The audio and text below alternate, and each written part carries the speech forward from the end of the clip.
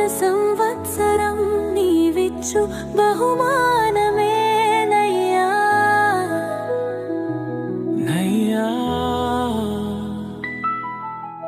గడిచిన కాలమంతయు నీకు దినములే యేసయ్యా. నూతన గీతం నేను పాడనా, గతకాలపు మేలులన్నిటికై నూతన పరచుముని కాలెమలు దినములెన్నను. నూతన గీతం నేను పాడనా, గతకాలపు మేలులన్నిటికై నూతన పరచుముని కాలెములు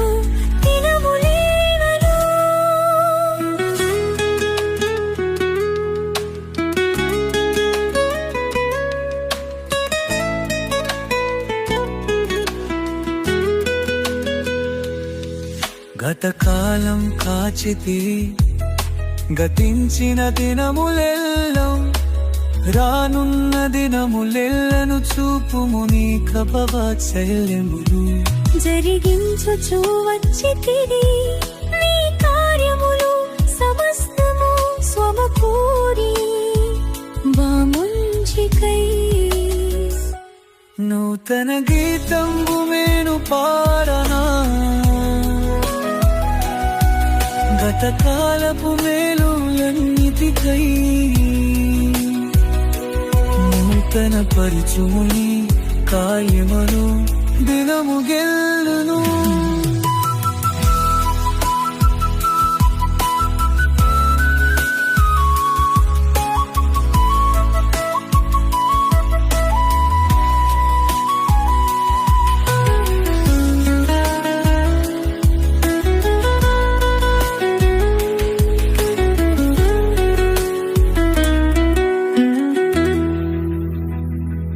తరములు గడిచిన తరగని కృప నీదేనయ్యా. తరముల నుండి పోషించుచూ వచ్చితివయ్యా. తలమున కలైన జీవిత నావలో నెమ్మది నీయుమయ్యా. నూతన పరచుముని కార్యములు తమలెల్లా. నూతన గీతం నేను పాడనా, గతకాలపు మేలులన్నిటికై నూతన పరచుముని కార్యములు పిలములెల్లను. నూతన సంవత్సరం నీవిచ్చు బహుమానమేనయ్యా.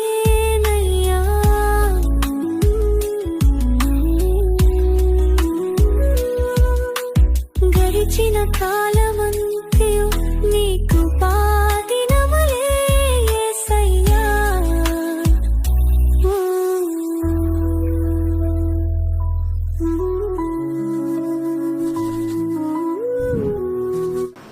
సూటుగా స్పష్టంగా అందించాడు. ప్రియులారా, మన ప్రభువును రక్షకుడు క్రీస్తు నామములో కూడి వచ్చిన బిడ్డలందరికీ హృదయపూర్వకమైన వందనాలు. ఇర్మీయాలో చెప్పిన మాట ఏంటంటే, నాకు మొరపెట్టుడి నేను మీకు ఉత్తరమిచ్చాను. అంటే 2025 జనవరి నెల ఫస్ట్ రోజు దేవుడిలో వచ్చిన మనల్ని 2024లో నువ్వు సరిగా మొరపెట్టలేకపోయినావో, సరిగా ప్రార్థించలేకపోయినావో, దేవుడి దగ్గర నువ్వు గడపలేకపోయినావో, దేవుడికి నువ్వు అనుకూలంగా లేమో, నీ ప్రార్థనకు జవాబు రావట్లేదేమో, నువ్వు అడిగిని పొందుకోవట్లేదేమో. అయితే 2024 మన జీవితంలో నుంచి గడిచిపోయింది. 2025లో అడుగుపెట్టిన మనం, దేవుడు ఇప్పుడు తన వాక్యం ద్వారా ఇర్మీయా భక్తుల ద్వారా అంటున్నాడు, మీరు నాకు మొరపెట్టుడి. ఏమంటున్నాడు? మొరపెట్టండి. నిజంగా ఎంతమంది దేవుడికి మొరపెట్టేవారు ఉన్నారు ఈరోజు? నిజంగా దేవుడికి కాడికి వెళ్ళి మొరపెట్టేవారు, దేవుడు మందిరానికి వచ్చి ప్రార్థించేవారు, దేవుడు సంఘంతో కలిసి ప్రార్థించేవారు, లేదు వారి గృహంలో ప్రార్థించేవారు, వారి కుటుంబంలో ప్రార్థించేవారు, వారు ఖాళీగా ఉన్నప్పుడు ప్రార్థించేవారు. నిజంగా ఈరోజు ప్రార్థించే వాళ్ళు చాలా తగ్గిపోయారు. ఎంతసేపు అయినా పాటలు పాడతారు కానీ మోకాలేసి ప్రార్థన చేయండి అంటే ఎన్నో సాకులు చెబుతుంటాం. ప్రార్థనకి రండమ్మంటే ఎన్నో సాకులు చెబుతుంటాం. పాటలు పాడమ్మటే ఎన్నో సాకులు చెబుతూ, మందిరానికి టయానికి రండమ్మంటే ఎన్నో సాకులు చెబుతూ, బైబిల్ని మంచిగా చదవండి అంటే ఎన్నో సాకులు చెబుతుంటాం. దేవుడు పరిచర్యలో ముందుండాలంటే ఎన్నో సాకులు చెబుతూ, ఇలా జీవితాంతము సాకులు చెప్పుకుంటూ పోవటమేనా? జీవితాంతం మనం ఇలా సాకులు చెప్పుకుంటూ పోతే రేపు మన పిల్లగాలు కూడా మనం చూసి అలాగే నేర్చుకుంటారు. అయితే భక్తుడేమంటున్నాడంటే, నువ్వు నాకు మొరపెట్టుమో నేను నీకు ఉత్తరము ఇచ్చిదును. నిజంగా దేవుడి దగ్గర మన కుటుంబం కోసం ప్రార్థన చేస్తున్నావా? మన పిల్లల కోసం ప్రార్థన చేస్తున్నావా? ప్రభువా, గడిచిపోయిన సంవత్సరంతా నువ్వు నన్ను కాపాడినందుకు నీకు వందనాలు. మరొక సంవత్సరంలోకి అడుగు పెట్టడానికి, నా కుటుంబాన్ని అడుగు పెట్టడానికి, నా కుటుంబాన్ని క్షేమంగా ఉంచినందుకు, నా పిల్లలను క్షేమంగా ఉంచినందుకు నీకు కృతజ్ఞతాస్తుతులు చెల్లించాలని ఆశతో ఆలోచనతో దేవుడు సన్నిధికి వచ్చి, దేవుడు సంఘముతో, దేవుడు మందిరంలో దేవుడి దగ్గర మనం ప్రార్థన చేస్తున్నామా? కొత్త సంవత్సరం వచ్చిందని కొత్త బట్టలు కట్టుకొని ముడుచుకోవటమేనా? కొత్త సంవత్సరం వచ్చిందని కేకులు కొనుక్కొని కేకులు కట్ చేసుకోవటమేనా? Happy new year, happy new year అని ఈరోజు యవనస్తులు, యవన బిడ్డలు ప్రతి ఒక్కరు కూడా happy new year, happy new year అంటే నిజంగా మనం హ్యాపీగా ఉన్నామా? మన కుటుంబం హ్యాపీగా ఉందా? మన పిల్లలు హ్యాపీగా ఉన్నారా? మన నమ్మిన దేవుడు కూడా హ్యాపీగా ఉన్నాడా? ఈ ఒక్కరోజు తెల్ల బట్టలో కేక్ అయినా, దమ్సప్ అయినా, చికెన్ అయినా, మటన్ అయినా, పోటర్ అయినా, బీర్ అయినా, సిగరెట్ అయినా, రోడ్ల మీద ఫైటీలు గుట్టుడైనా, రేపు మళ్ళీ హ్యాపీ న్యూ ఇయర్ చెప్పు. రేపు హ్యాపీ న్యూ ఇయర్ ఉండదు. ఈ ఒక్కరోజు నీ జీవితానికి హ్యాపీ న్యూ ఇయర్. కానీ దేవుడు ఏమన్నాడు? దేవుడు ఏమన్నాడు? మత్తయి సువార్త 11:28 ప్రయాసపడి భారం వస్తున్న సమస్త జనులారా నా యొద్దకు. దేవుడు ఆయన యొద్దకు వెళ్తున్నాడు. అమ్మ, మాకు ఇప్పుడు కుదరదండి, నీ దగ్గరకు రావడానికి మాకు టైం లేదు, నీతో గడపడానికి మాకు టైం లేదు, నీతో టైం స్పెండ్ చేయడానికి మాకు సమయం లేదు. మా ఇల్లు, మా కుటుంబం, మా పిల్లలు, మా బట్టలు, మా వంటలు, మా రుసులు, మా సింధు, మా డాన్సు మాయే సరిపోతున్నాయి. దేవుడికి ఎప్పుడు మనం సమయిస్తాం? అందుకనే దేవుడు పిలిచాడు, ప్రయాసపడి భారం వస్తున్న సమస్యలరా నా యొద్దకు రండి, నేను మీకు విశ్రాంతి కలుగజేస్తాను. ఏంటండి, దేవుడికి దూరం అయిపోతున్న బిడ్డలని దేవుడు పిలుస్తున్నాడు. ఈ రంగుల్లో చూసి ఉరుకులు పెడుతున్న మనిషిని దేవుడు పిలుస్తున్నాడు. ఈ రోజైనా ఆయన స్వరాన్ని వింటున్నావా? ఈ రోజుకైనా ఆయన పిలుపుకు లోపడుతున్నావా? రాత్రి టాక్సీ ఒక్కటే పోండి, happy new year, happy new year, happy new year. ఈ వాళ్ళకి ఫోన్ తీసి హ్యాపీ న్యూ ఇయర్ పెట్టి బదులు మోకరించి దేవానికి థ్యాంక్స్ అయ్యా, దేవానికి వందనాలయ్యా, దేవానికి స్తోత్రాలని ఒక్కసారైనా మనం చెప్పిమ్మా. ఒక్కసారి ఆలోచన. నన్ను కాపాడుతుంది దేవుడే, పోషిస్తుంది దేవుడే, సజీవుగా ఉంచింది దేవుడే, ఈ కొత్త సంవత్సరం అడుగు పెట్టడానికి కృప చూపింది దేవుడే, ఆవిష్కారాన్ని పొడిగించింది దేవుడే, అవసరాలు తీర్చేది దేవుడే, కోరికలను నెరవేర్చేది దేవుడే, బలపరిచేది దేవుడే, స్వస్థపరిచేది దేవుడే, మన అవసరాలు తీర్చేది దేవుడే. కానీ ఆ దేవుడికి ఎంతమంది కృతజ్ఞత కలిగి ఉన్నా, ఆ దేవుడికి ఎంతమంది ఆయన పిలుపుకు సరెండర్గా అయిపోతున్నా. ఒక్కసారి ఆలోచన చేయండి ప్రియ. రేపు మీరు అందరూ చూడండి, పేపర్లో వార్తలో చూడండి, యాపీ నీరు అని ఎన్ని భయంకరమైన ప్రమాదాలు పేపర్లో టీవీలో వస్తాయి. ఆ ఒక్కరోజు యాపీ నీరు, కానీ దేవుడు ఏమన్నాడంటే నీ జీవితంతో ఆయన యాపీ నీరుగా చేసేటట్టుగా ఉంచుతున్నాడు. ఆయనకి నువ్వు జీవితాన్ని అప్పగిస్తే, ఆయనకి నీ హృదయాన్ని ఇస్తే, ఆయనకి నీ మనసు ఇస్తే, నీ దేహం ఆయనకి సమర్పించుకుంటే 366 రోజులు కూడా దేవుడిని యాపీ నీరుగానే ఉంచుతాడు. చెప్పకూడదమ్మా ప్రియులారా? యాపీ నీరు అంటగా నిజమేగా మనం హ్యాపీగా ఉన్నావా? భర్త హ్యాపీగా ఉన్నాడా? భార్య హ్యాపీగా ఉందా? బిడ్డ హ్యాపీగా ఉందా? కొడుకు హ్యాపీగా ఉన్నాడా? కోడలు హ్యాపీగా ఉందా? ఈ ఒక్కరోజు మన వంటలు, మన బట్టలు, మన రంగు, మన మేకప్, మన డిజైన్స్ ఒక్కరోజే. కానీ దేవుడు అంటున్నాడు కదా, ప్రయాసపడి భారం మోస్తున్న సమస్త జనులారా నా యొద్దకు రండి అని ఆయన పిలుస్తుంటే, ఈరోజు ఆయనకి ఎవరండి? ఆయన మాట వింటున్నాం, ఎవరండి ఆ మాటకు లోబడుతున్నాం? ఇజ్రాయేల్ ప్రజలు పిలుస్తుంటే ఇజ్రాయేల్ ప్రజలందరూ సాకులు చెప్పారు. ఇప్పుడు నీ దగ్గరకు రావటానికి మాకు టైం లేదు, నీ దగ్గర గడపడానికి మాకు టైం లేదు, నీ దగ్గర ప్రార్థన చేసుకోవడానికి మాకు టైం లేదు, నీ దగ్గరకు వచ్చి పాటలు పట్టడానికి నాకు టైం లేదు, నీతో గడపాలన్న ఆశ మాకు లేదు అని ఇజ్రాయేలు ప్రజలు మూర్ఖంగా ప్రవర్తించారు. అసలు వచ్చిందే ఇజ్రాయేలు ప్రజలను రక్షించటానికి, వచ్చిందే ఇజ్రాయేలు ప్రజలని కాపాడటానికి, ఆయన వచ్చిందే ప్రజలనే కాపాడటానికి, ఆయన వచ్చిందే ప్రజలను రక్షించడానికి, ఆయన వచ్చిందే ప్రజలకి నెమ్మదిని ఇయటానికి, ఆయన వచ్చిందే ప్రజలకి సమాధానం ఇయటానికి, ఆయన వచ్చిందే ప్రజలకి సంతోషం ఇయటానికి, ఆయన వచ్చిందే మనిషిని స్వస్థపరచడానికి, ఆయన వచ్చిందే కుటుంబాన్ని ఆశీర్వదించడానికి.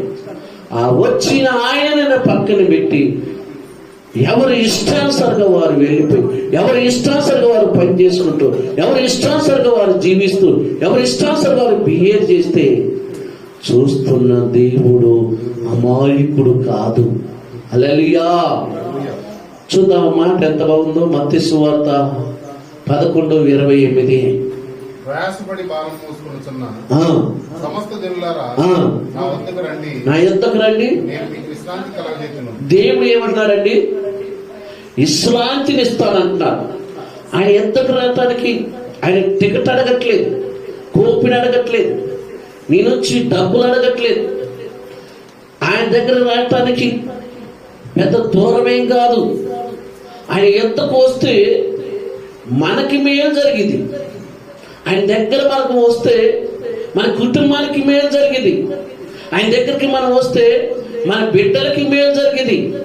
ఆయన దగ్గరికి మనం వస్తే మన కొడుకులకు మేలు జరిగింది. ఆయన దగ్గరికి రమ్మంటే ఆయన దగ్గరికి రావటానికి మాత్రం సమయం లేదు. నీకు విశ్రాంతిని కలగజేస్తానంటున్నాడు. రెండోది ఏమంటున్నాడు? నీకు నెమ్మదిను ఇస్తాను. ఈరోజు నెమ్మది ఉందంటారా కుటుంబంలో? ఈరోజు కుటుంబంలో నెమ్మది ఉందంటారా? ఒక్కసారి ఆలోచించండి. కొన్ని కుటుంబాలు చూడండి, గందరగోళం కోరుకుంటామా? ఎందుకు? కుటుంబంలో నెమ్మది లేదు, కుటుంబంలో ప్రశాంతత లేదు, కుటుంబంలో సంతోషం లేదు, కుటుంబంలో ఐక్యత లేదు, కుటుంబంలో ప్రేమ లేదు. ఒక భర్తగా భార్యగా భర్తగా ప్రేమ ఉందంటారా? ప్రేమ ఏడుందండి? ప్రేమ కొడుకుల మధ్య తల్లికి, కొడుకుల మధ్య తండ్రికి, బిడ్డల మధ్య తల్లికి ఈరోజు ఏడుంది ప్రేమ? కుటుంబంగా కలిసి భోజనం చేస్తున్నావా? కుటుంబంగా కలుసుకొని కబుర్లు చెప్పుకుంటున్నావా? కుటుంబంగా కలుసుకొని ప్రార్థన చేస్తున్నావా? ఎవరు తీరి వాళ్ళదే, ఎవరు మార్గం వాళ్ళదే. ప్రియులారా, ఈరోజు దేవుడు అందుకనే ఒక మంచి మాట అన్నాడు. దేవుడు మనం పిలిచి మనకి సమాధానం ఇస్తానన్నాడు. రెండోది ఏమన్నాడంటే నెమ్మదిను ఇస్తానన్నాడు. చివరి మాట చూద్దాం. మత్తయి సువార్త 7వ అధ్యాయం 7వ వచనం. ఆయన దగ్గరకు వచ్చిన మనల్ని అడుగుడి మీకు ఇవ్వబడను. చూడండి, దేవుణ్ణి మనం అడగాలి. అడిగిన మనం ఏం చేయాలి? మళ్ళీ ఎతకాలి. బంగారు షాప్ ఆయన ఏమంటాడు? డబ్బులు ఊరికే రావంటాడు. ఎందుకని? ఊరికే ఎంత కష్టపడితే వస్తాయి డబ్బులు. అలాగే ఆశీర్వాదాలు కూడా ఊరికినే వస్తాయా? స్వస్థతలు కూడా ఊరికినే వస్తాయా? బలము కూడా ఊరికినే వచ్చిద్దా? అంటే దేవుడు కూడా ఒక కండిషన్ పెట్టిండు. దేవుడు కూడా ఒక క్రమం పెట్టిండు. అడుగుడు మీకు ఇవ్వబడను అంటే అడిగిన ప్రతి ఒక్కరికి ఇస్తారంటే అది పొరపాటు. ఎవరికి ఇయ్యాలో ఆయనకి తెలుసు, ఎంత ఇయ్యాలో ఆయనకి తెలుసు, ఆయన మాట ఎవరు వింటున్నారో ఆయనకి తెలుసు, ఆయనకి ఎవరు లోబడుతున్నారో ఆయనకి తెలుసు, ఆయన పరిచర్లు ఎవరు ముందున్నారో ఆయనకి తెలుసు, ఆయన కార్యక్రమాలు ఎవరు జరిగిస్తున్నారో తెలుసు. ఆయనకు అన్నీ తెలుసు. కాబట్టి ఎవరు పడితే వాళ్ళకి ఆయన ఈడు. ఈరోజు మనం వచ్చి ఎన్నిసార్లు అడిగినా కానీ ఆయన ఈడు. ఎందుకు తెలుసా? ఆయనకి అసలు ఆయనకి మనం ఇష్టంగా ఉన్నావా? ఒక మనిషికి ఇంటి తారసే ఇయ్యాలంటే ఆ మనిషిని నమ్మాలి. నమ్మకపోతే ఇంటి తారసే ఇయ్యం. అలాగే దేవుడు కూడా మనం నమ్మాలి. దేవుడు నమ్మాలంటే దేవుడు సంఘంలో మనం ఎలా ఉన్నాం, దేవుడు మందిరంలో మనం ఎలా ఉన్నాం, దైవ సేవకులు కూడా మనం ఎలా ఉన్నాం అన్నది కూడా మనం ఆలోచన చేసుకోవాలి. ప్రియ ప్రభువు నీతోనే మాట్లాడుతున్నాడు ఈరోజు. నువ్వు అడగాలి.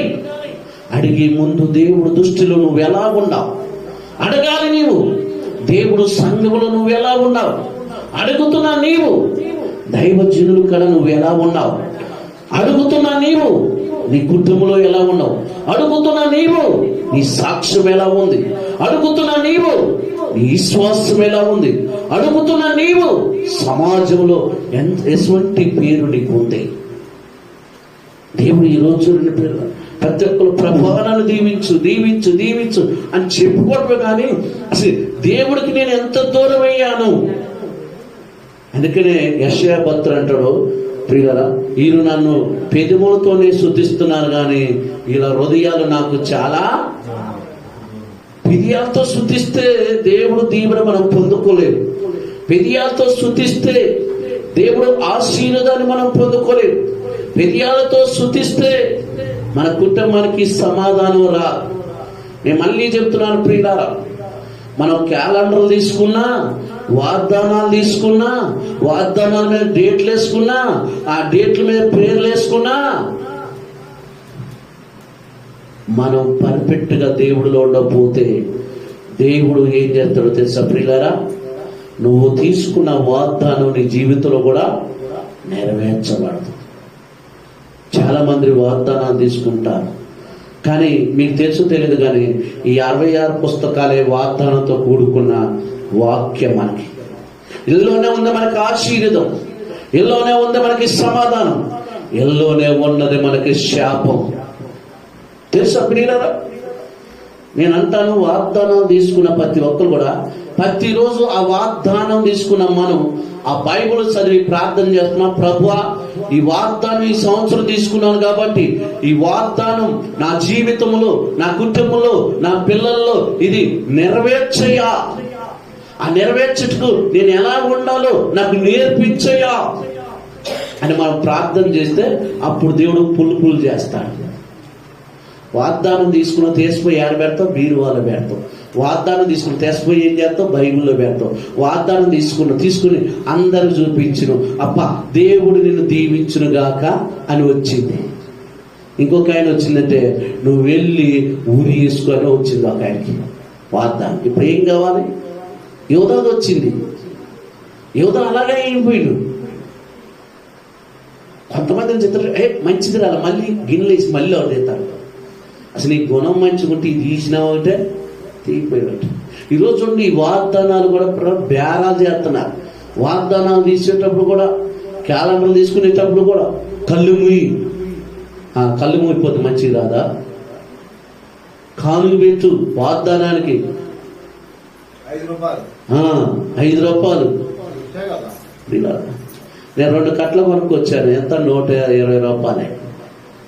అలా డబ్బులకి కాదు, దేవుడికి మనిషికి డబ్బులు ముడి పెట్టొద్దు. మనం దేవుడు ఎప్పుడు నిజంగా మీరు చెప్తే నమ్మరు కానీ మనకు ఒక్కటే తెలిసిపోద్ది, కయ్యోని ఏబేలుగా తెలిసిపోద్ది, కయ్యోని ఏబేలుగా తెలిసిపోద్ది. ఏబేలు అర్పణని దేవుడు అంగీకరించాడు, కయ్యోని అర్పణని ఎందుకు అంగీకరించలేదంటే అసలు కయ్యోని బుద్ధే బాగలేదు. కయ్యోని బుద్ధే బాగలేదు కాబట్టి ఆయన అర్పణని ఇష్టపడలేదు. ఏబేలు అర్పణని ఇష్టపడ్డాడంటే ముందు ఏబేలు గుణం బాగుంది. అందుకనే ప్రియులారా ఆ భక్తుడు పాట పాడతారుగా, ప్రియులారా కయ్యేను అర్పణ తెచ్చాడు దేవుడికి, ఏబేలు అర్పణ నచ్చింది దేవుడికి. కయ్యేను అర్పణ తెచ్చాడు దేవుడికి, ఏబేలు అర్పణ నచ్చింది దేవుడికి. హల్లెలూయా. ఈరోజు ప్రియులారా నీ తెచ్చే అర్పణం కాదు, నువ్వు తెచ్చే కానుక కాదు, నువ్వు తెచ్చే దశభాగం కాదు, నువ్వు తెచ్చే మొక్కుబడి కానుకలు కాదు, డబ్బులు ముఖ్యం కాదు. దేవుడికి నీవు ముఖ్యం, నీ జీవితం ముఖ్యం, నీ మనస్సు ముఖ్యం, నీ గుణం ముఖ్యం, నీ పిల్లల ముఖ్యం. డబ్బులు అంతే ఉండవు. దేవుడికి కావాల్సింది నీ హృదయం కావాలమ్మా. ఈరోజు చూడండి పిల్లలు చాలా మంది సనుక్కోవటం, గునుక్కోవటం పిల్లలు దేవుడు అయ్యే నచ్చడం. అందుకే చెప్తున్నాను, దేవుని అడగందాం. ఈ కొత్త సంవత్సరాలు బిడ్డ మనం అడుగుదాం, ప్రభువా నీకు నేను ఇష్టంగా ఉండాలి, ప్రభువా నా పిల్లలు కూడా నీకు ఇష్టంగా ఉండాలి, ప్రభువా ఈ సంవత్సరం నేను నీ చిత్తమును నెరవేర్చుటకు నన్ను బలపరిచి, నన్ను సంఘములో పరిచర్యలను మందిరములను నన్ను వాడుకో తండ్రి. నాకేమొద్దు నాయన, నీవుంటే నాకు చాలు, నువ్వుంటే నాకు చాలు. 2024లో నేను ఎలా బతికానో, ఎలా జీవించానో, ఎలా చేశానో వాటన్నిటిని నన్ను క్షమించి, నన్ను తప్పించి 2025లో అడుగు పెట్టుటకు కృప చూపావు కాబట్టి ఈరోజు నా దేహంలో నీకు చోటిస్తా, నా హృదయంలో నీకు చోటిస్తా. నాకు నీ ప్రార్థన నేర్పించయ్యా, నీ పాటలు నేర్పించయ్యా, నీ వాక్యం చదవటం నేర్పించయ్యా, నీ పరిచర్య చేయటం నేర్పించయ్యా, చర్చిలో ఏ విధంగా పరిచర్య చేయాలో నాకు నేర్పించయ్యా, చర్చిలో సాప్లలో నాకు నేర్పించయ్యా, షాకులకి ఏ విధంగా అయ్యా లోపడాలో నాకు నేర్పించు, షాకులు ఏందన ఏ విధంగా భయభక్తులు కలిగి ఉండాలో నేర్పించయ్యా. అయ్యా నా జీవితం నా ఇష్టానుసారం కాదు, నీ శరీరం నువ్విచ్చింది, ఈ శరీరంలో ఉన్న ఊపిరి నువ్విచ్చింది కాబట్టి తండ్రి తెలుసు తెలియకో నీకు దూరం అయ్యాను, నిన్ను బాధ పెట్టాను, నీ సేవకుని బాధ పెట్టాను, నన్ను క్షమించు. సంఘము నీది, మందిరము నీది, సేవకుడు నీ పనివాడు. తెలుసో తెలియకు నేను అర్థమైన మాట్లాడాను, తెలుసో తెలియకో చిన్న చూపుగా చూశాను, తెలుసో తెలియకో కామెంట్లు చేశాను. నన్ను క్షమించయ్యా. ఈ నూతన సంవత్సరం నా జీవితాన్ని సరి చేసుకుంటున్నా, నా పొరపాట్లు సరి చేసుకుని నీకు ఇష్టమైన బిడ్డలుగా ఉంటూ నీ సాక్షిగా నేను బతుకుతా, నీ సాక్షిగా నేను జీవిస్తానని అందరం కలిసి ప్రార్థన చేద్దాం ప్రియులారా. అలా ప్రార్థన చేస్తే దేవుడు చెబుతున్న మాట ఇదిగో అన్నయ్య చెప్పినట్టుగా ఆయనకి మొరపెట్టి నీకు ఉత్తరము ఇచ్చింది. నువ్వు గ్రహింపలేని గొప్ప సంగతులు నీ కుటుంబంలో జరుగుతాయి, మన సంఘంలో జరుగుతాయి. ఆయనకి మొరపెట్టండి, ఆయనకి మొరపెట్టడానికి సమయం ఏంటి? రెండోగా అడుగుడి మీకు ఇవ్వబడును. అడగాలంటే ముందు ఆయనలో ఉండి అడగాలి, ఆయన సంఘంలో ఉండి అడగాలి, ఆయన మందిరంలో ఉండి అడగాలి. ఆయన పిలుచుకున్న సేవకుడు లోబడి భయపడి ఆయన మాట విని అడిగితే దేవుడు అనుగ్రహిస్తాడు ప్రియులారా. ఎందుకంటే ఆకాశానికి భూమికి మధ్యవర్తి ఎవరంటే సేవకుడే. నీ కళ్ళ ముందున్న సేవకుడి మాట వినకపోతే, నీ కళ్ళ ముందున్న సేవకుడికే భయపడపోతే, నీ కళ్ళ ముందున్న సేవకునే చిన్నచూస్తే, నీ కళ్ళ ముందున్న సేవకునే ఎటకారంగా మాట్లాడితే ప్రియులారా ఇక దేవుడు నీ పట్ల ఎటువంటి కోపం కలిగి ఉంటాడో ఒక్కసారి ఆలోచించండి. నేను చెప్తాను, ఏ సేవకునైనా ఏ సేవకురాలనైనా మనం ఎవరిని విమర్శించొద్దు, ఎవరిని మనం కామెంట్ చేయొద్దు, ఎవరిని మనం దేశించొద్దు. ఎవరి పనికి వారే ప్రతిఫలం. ఎవరు మిస్టేక్ ఉంటే వారి శిక్ష తప్పదు. కాకపోతే నువ్వు చేసింది తెలుసా, ప్రార్థన చేయాలి. సంఘంలో ఎవరైనా పడిపోతే ప్రార్థన చేయాలి, లేదా వాళ్ళ ఇంటికి వెళ్ళి ప్రార్థన చేయాలి తప్ప. కానీ వాళ్ళని కామెంట్లు తీసి వాళ్ళని విమర్శించే అధికారం, హక్కు మనకి యేసయ్య ఈ 2025లో ఒక మంచి ఉద్దేశం కలిగి, మంచి ప్రణాళిక కలిగి ప్రభు నామాన్ని మహిమపరచుదాం ప్రియులారా. హల్లెలూయా. అందరూ లేచి నిలబడదాం ప్రియులారా. ప్రభు ఇటు మాటలు మీ హృదయంలో భద్రపరిచి మిమ్మల్ని దీవించునుగాక. హల్లెలూయా, హల్లెలూయా, హల్లెలూయా. అందరూ లేచి నిలబడదాం ప్రియులారా. అందరూ లేచి నిలబడదాం ప్రియులారా.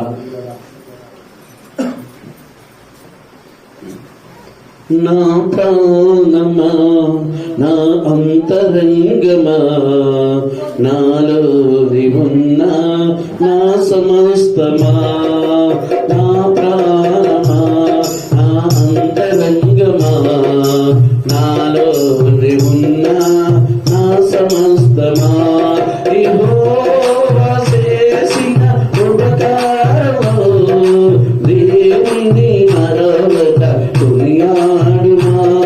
యెహోవా చేసిన ఉపకారము దేవుని మరవక కొనియాడుమా.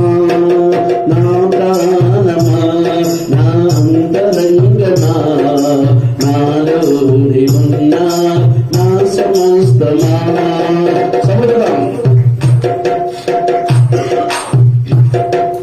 నా పాపములన్నిటిని క్షమించువాడు, నా దోషములన్నిటిని పారదోలువాడు.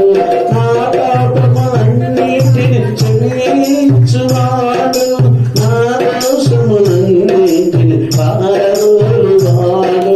పరమ వైద్యుడు ప్రభు యేసుడు, పరమ వైద్యుడు ప్రభు యేసుడు, పరిశుద్ధ నామముల కొనియాడుమా, పరిశుద్ధ నామముల కొనియాడుమా.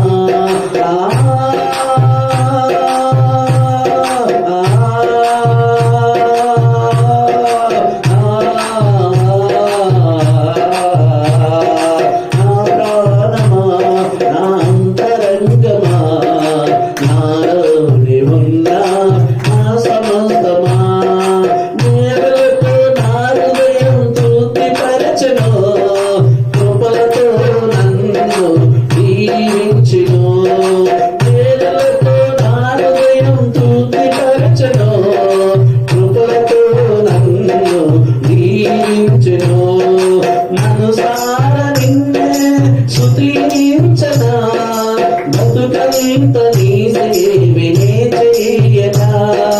మనసార నిన్నే స్తుతించనా, బతుకంత నీ సేవనే చేయనా.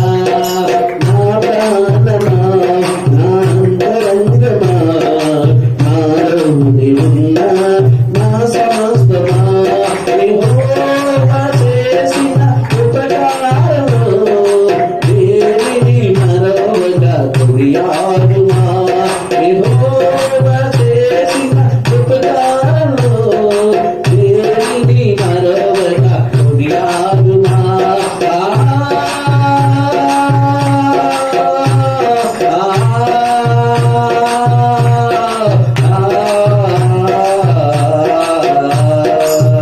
హల్లెలూయా, హల్లెలూయా.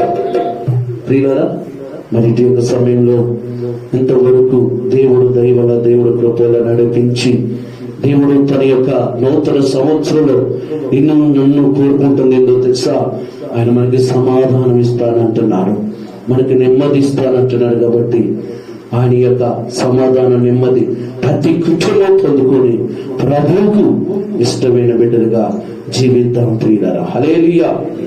మన మధ్య